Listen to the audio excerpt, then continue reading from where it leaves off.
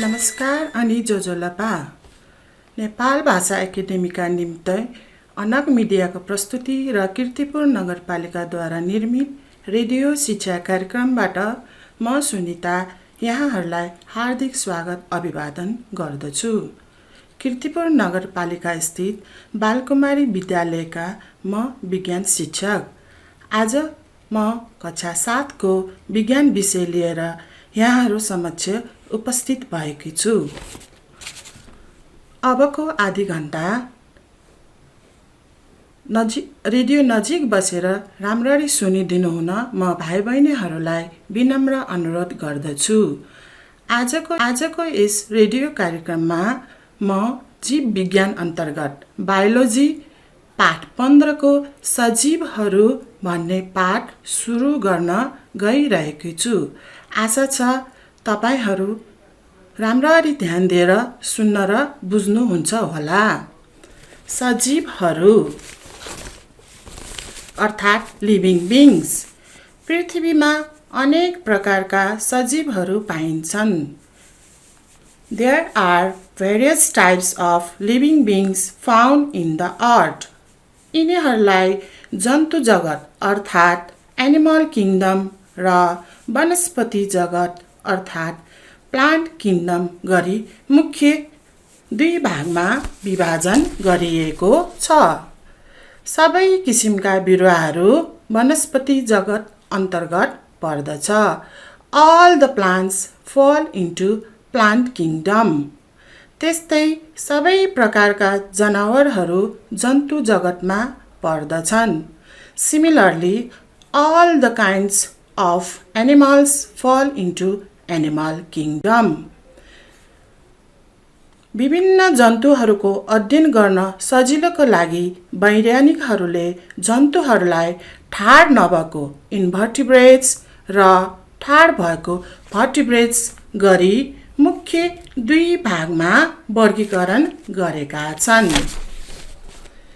त्यसै गरी वनस्पति जगतलाई पनि फूल फुल्ने फ्लावरिङ प्लान्ट, एकचोटि फेरि टिप्नुहोस्, फूल फुल्ने फ्लावरिङ प्लान्ट्स र फूल नफुल्ने नन फ्लावरिङ प्लान्ट्समा विभाजन गरिन्छ। ठाड भएका जनावरहरू भर्टिब्रेट्स। शरीरमा हाड हुने जन्तुहरूलाई ठाड भएका जनावरहरू भर्टिब्रेट्स भनिन्छ। यो महत्त्वपूर्ण छ भाइ बहिनीहरू, कलम लिएर नोट कपीमा टिप्नुहोस्। शरीरमा हाड हुने जन्तुहरूलाई ठाड भएको जनावरहरू अथवा भर्टिब्रेट्स भनिन्छ। Those animals which contain vertebral bones are known as vertebrates. For example, man, monkey, cow, buffalo, chicken, birds, fish, frog, snake, etc. are the vertebrates. Once again, those animals which contain vertebral bones are known as vertebrates. Example, man, monkey, cow, buffalo, chicken, birds, fish, frog, snake, etc. are the vertebrates. यिनीहरूको शरीरमा भएको ठाडले जिउको भार थाम्छ।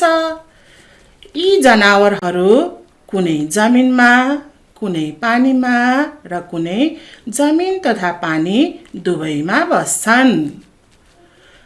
The vertebral bones helps them to support the animal's body weight. These animals live in water, on land or both water and on land. भाइ बहिनीहरू राम्रोसँग बुझ्नुभयो होला नि। ठाड भएका जनावरलाई वातावरण अनुसार शरीरको तापक्रम बदल्न सक्ने र नसक्ने गरी दुई समूहमा विभाजन गरिएको छ। फेरि एकपल्ट सुन्नुहोस्। ठाड भएका जनावरलाई वातावरण अनुसार शरीरको तापक्रम बदल्न सक्ने र नसक्ने गरी दुई समूहमा विभाजन गरिएको छ।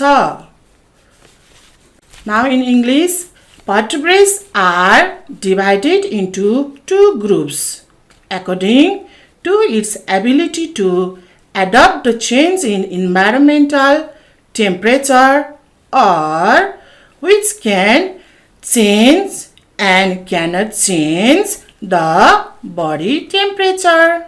Once again, vertebrates are divided into two groups according to its ability to adapt the change in environmental temperature or which can change or cannot change the body temperature.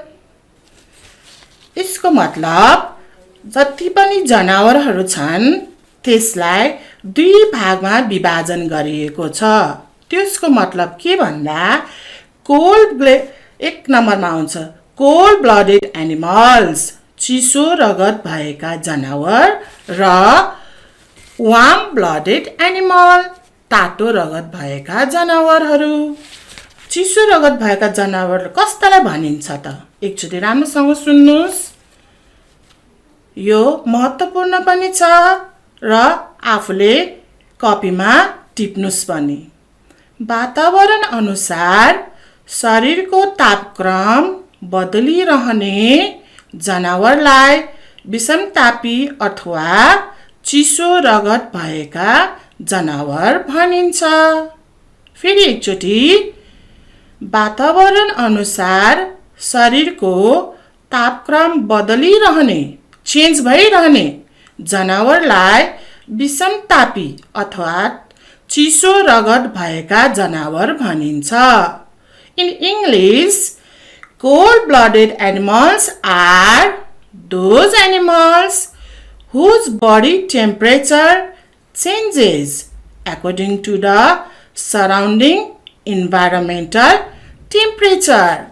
यो यस्ता जनावरहरू हुन् जुनले आफ्नो वरिपरिको वातावरण अनुसार आफ्नो शरीरमा तापक्रम घटबड गर्न सक्ने त्यस्ता जनावरहरूलाई चिसो रगत भएका जनावरहरू भनिन्छ। बुझ्नुभयो नि साथीहरू? यो एक्जामको लागि महत्त्वपूर्ण छ, त्यही भएर यसलाई टिप्नुस्। अब तातो रगत भएका जनावरहरू, चिसोमा कुन कुन एक्जाम्पल आउँछ त थाहा छ भाइ बहिनीहरू? चिसो रगत भएका जनावरहरू फिश, फ्रग, वाल लिजार्ड, तिनीहरू चाहिँ चिसो रगत भएका जनावरहरू हुन्। अब हामी तातो रगत भएका जनावरको बारे छलफल गरौँ। विद्यार्थी भाइ बहिनीहरू, यो पनि एक्जामको हिसाबले, एक्जामको मध्यनजरले यो पनि एकदमै महत्त्वपूर्ण प्रश्नमा पर्छ। What are warm blooded animal अथवा तातो रगत भएका जनावर कस्तालाई भनिन्छ? अब यसको लागि पहिला हजुरहरूले यसको डेफिनेसन लेख्नुपर्ने हुन्छ। शरीरको तापक्रम वातावरण अनुसार नबदली स्थिर रहने जनावरलाई समतापी अर्थात् तातो रगत भएका जनावर भनिन्छ। जस्तै मानिस, गाई, भैँसी, बाघ, गैँडा तथा विभिन्न प्रकारका चराचुरुङ्गीहरू यस समूहमा पर्दछ। बुझ्नुभयो नि भाइ बहिनीहरू? फेरि एकचोटि, शरीरको तापक्रम वातावरण अनुसार नबदलिने स्थिर रहने जनावरलाई समतापी अर्थात् तातो रगत भएका जनावर भनिन्छ। जस्तै मानिस, गाई, भैँसी, बाघ, गैँडा तथा विभिन्न प्रकारका चराचुरुङ्गीहरू यस समूहमा पर्दछ। In English, warm-blooded animals are those animals whose body temperature does not change according to the surrounding environmental temperature. Once again, warm-blooded animals are those animals whose body temperature does not change according to the surrounding environmental temperature. यी जनावरहरूका शरीरको तापक्रम जहिले पनि एउटै रहन्छ। जस्तै हाम्रो शरीरको तापक्रम सामान्य अवस्थामा जहिले पनि 37 डिग्री सेल्सियस अथवा 98.6 डिग्री फारेनहाइट हुन्छ। यसभन्दा शरीरको तापक्रम घटी वा बढी भएमा अस्वस्थ भएको मानिन्छ। हाम्रो शरीरमा 98.6 डिग्री फारेनहाइट भन्दा बढी भयो भने पनि ज्वरो आउँछ र कम भयो भने पनि हामीलाई चिसो ज्वरो लाग्छ। त्यही भएर जहिले पनि हाम्रो शरीरको टेम्परेचर 98.6 डिग्री फारेनहाइट हुन्छ। अहिलेलाई प्राविधिक मित्रबाट विश्रामको संकेत आएकोले म छोटो व्यावसायिक विश्रामको लागि अनुमति चाहन्छु। विश्रामपछि फेरि बाँकी पाठ लिएर उपस्थित हुने नै छु। भाषा साहित्य वार्ता इतिहास नेवा एफएम 106.6 सुन्ना दिगो नेवा एफएम 106.6 नेवा जुगागु गौरव यानाजिसा। व्यावसायिक विश्रामपछि पुनः स्वागत गर्दछु। तपाईं अहिले नेवा एफएम 106.6 मेगाहर्ज सुन्दै हुनुहुन्छ। अब हामी अघिको बाँकी भएको पाठको कन्टिन्यू गर्छौं। ठाड भएका जनावरलाई शरीरको बनावटको आधारमा मुख्यतया 5 वर्गमा विभाजन गरिएको छ। ती निम्न अनुसार छन्। 1 नम्बर माछा वर्ग पिसेस, माछा वर्ग पिसेस। यसमा रोहु, समुद्री घोडा आदि यसको एक्जाम्पलहरू। 2 नम्बर छ उभयचर एम्फिबियन। उभयचर भनेको दुईतिरै बस्ने, पानीमा पनि बस्ने, जमिनमा पनि बस्ने। भ्यागुतो, सालामान्डर यसको उदाहरणहरू। सरीसृप अथवा रेप्टालिया यसको एक्जाम्पल छ छेपारो, गोही, सर्प, कछुवा आदि। 4 नम्बरमा छ पन्छी वर्ग अथवा एप्स, कुखुरा, परेवा, दाफे आदि। 5 नम्बरमा छ स्तनधारी म्यामेलिया, मानिस, चमेरो, व्हेल आदि। अब हामी यसको विस्तृत रूपमा अलि वर्णन गर्न गइरहेछौँ। 1 नम्बरमा छ माछा वर्ग पिसेस। सबै प्रकारका माछाहरू यस वर्गमा पर्दछ। यिनीहरूको शरीर डुङ्गा आकारको अथवा स्ट्रिमलाइन हुन्छ। यस वर्गमा पर्ने जनावरहरूको लक्षण निम्न अनुसार हुन्छ। यहाँ हामी अब 1, 2, 3, 4, 5 गरेर वर्णन गर्न गइरहेछौँ। यसमा धेरै लक्षणहरू दिएको छ। यसमध्ये भाइ बहिनीहरू हजुरहरूले 2टा महत्त्वपूर्ण लक्षणहरूलाई सम्झनु पर्ने हुन्छ। जहिले पनि एक्जाममा, परीक्षामा माछा वर्गका 2टा लक्षणहरू लेख्नुहोस् भनेर आउँछ। हजुरहरूलाई जुन सजिलो छ त्यही लेख्दा राम्रो हुन्छ। अब माछा वर्गका लक्षणहरू। यिनीहरूको शरीर चेप्टो लाम्चो र कत्ताले ढाकेको हुन्छ.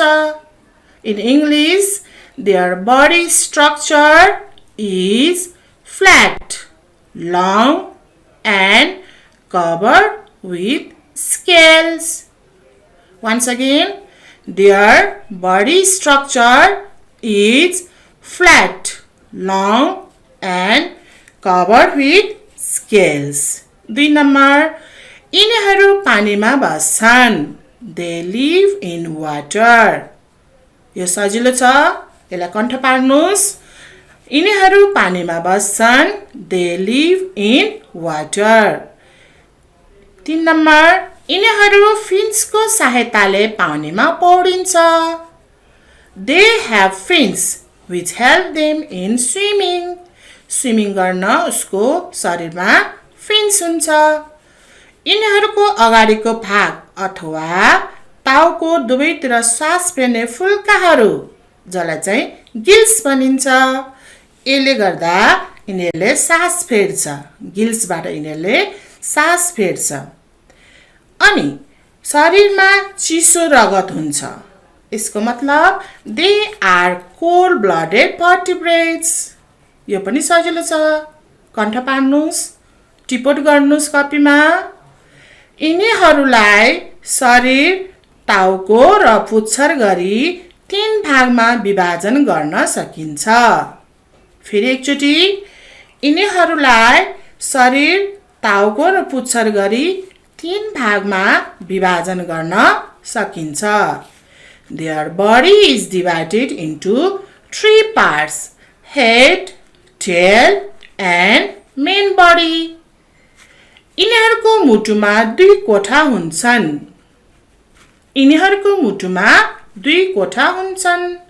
They have 2 chambers heart. यिनीहरूले फूल पार्दछन्. They lay eggs. अन्डा पार्छ. Example, असला, रोहु र समुद्री घोडा, sea horse. अब हजुरहरूले, विद्यार्थी भाइ बहिनीहरूले माछा वर्गमा पढ्ने मुख्य 2टा लक्षणहरू टिप्ने र कण्ठ गर्ने. यो हजुरहरूलाई परीक्षाको लागि उपयोगी हुन्छ. 2 नम्बर, उभयचर एम्फिबिया.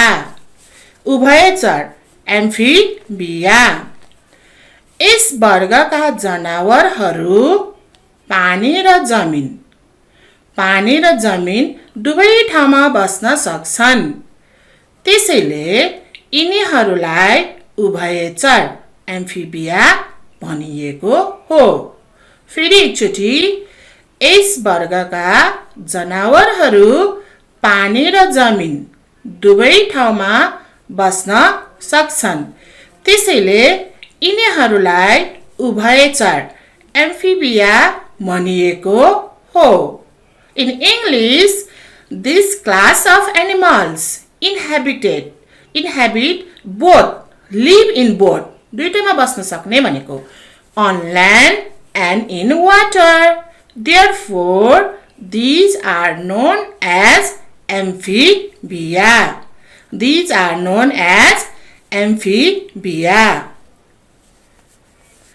यिनीहरूको जीवन पानीबाट सुरु हुन्छ. यसको मतलब यो जनावरहरूले आफूले अन्डा पानीमा पार्छ. Their life begins in water. अब यस समूहका जनावरहरूको लक्षण निम्न अनुसार छन्. यसमा पनि 5-6 वटा दिएका छन्. यसमा हजुरहरूलाई जुन सजिलो छ त्यही 2टा चाहिँ कण्ठ गर्ने र प्र्याक्टिस पनि गर्ने घरमा. यिनीहरूको छाला रसिलो र चिप्लो हुन्छ.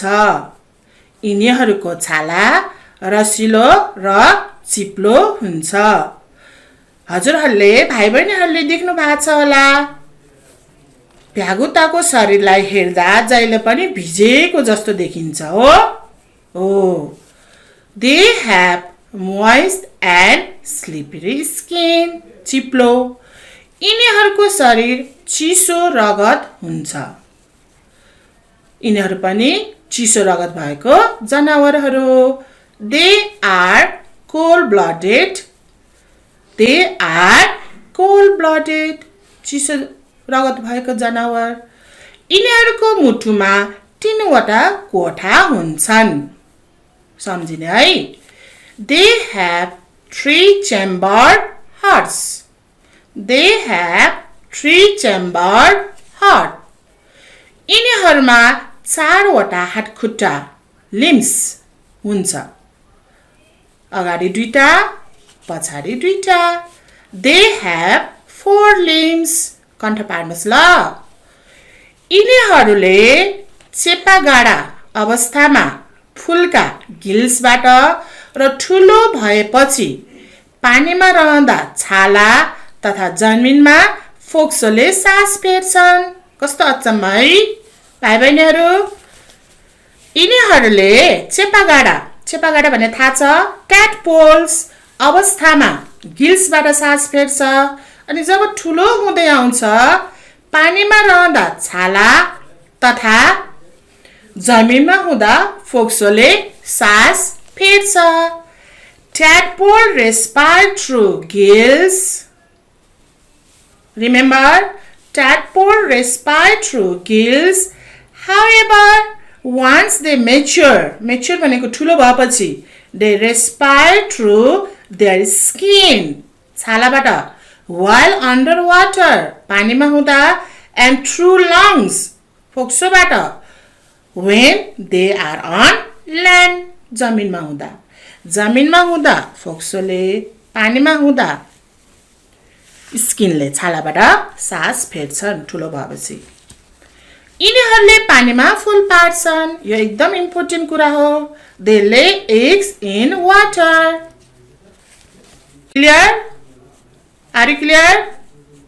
भाइ बहिनीहरू, अब यसको एक्जाम्पलहरू भन्नु पर्दा भ्यागुतो, सालमान्डर, पाहा। आज हामीले 1 नम्बर र 2 नम्बर फिशेस र एम्फिबियनको बारे केही कुरा गर्यौं, केही छलफल गर्यौं। अब हजुरहरूले घरमा वरिपरि देख्नु भएको छ भने अथवा घर वरिपरि हाम्रो भ्यागुताहरू देख्छ भने त्यसलाई नियाल्ने, हेर्ने, यसको शरीरको बनावट हेर्ने र उसका 2टा मुख्य लक्षणहरू हजुरहरूले घरमा प्र्याक्टिस गर्ने। माछाका 2टा लक्षणहरू चित्र र बनाउने 1 नम्बरमा अनि त्यसका 2टा लक्षणहरू लेख्नुहोस् र 2 नम्बरमा अवेचर अथवा एम्फिबियन्स मा भ्यागुताको चित्र बनाउनुहोस् र यसका 2टा लक्षणहरू लेख्नुहोस्। प्राविधिक मित्रबाट समय समाप्त भएको जानकारी प्राप्त भएकोले म आजको पाठ यही अन्त्य गर्न अनुमति माग्दछु। आजको यस कार्यक्रममा प्राविधिक सहयोग गर्नुहुने भाइलाई धन्यवाद दिँदै आगामी हप्ता यही समयमा पुनः भेट्ने बाचाका साथ आजलाई म सुनितालाई अनुमति दिनुहोस्। छिनछिनमा साबुन पानीले हात राम्ररी धोएर घरमै सुरक्षित बस्नु होला। नमस्कार, शुभ दिन।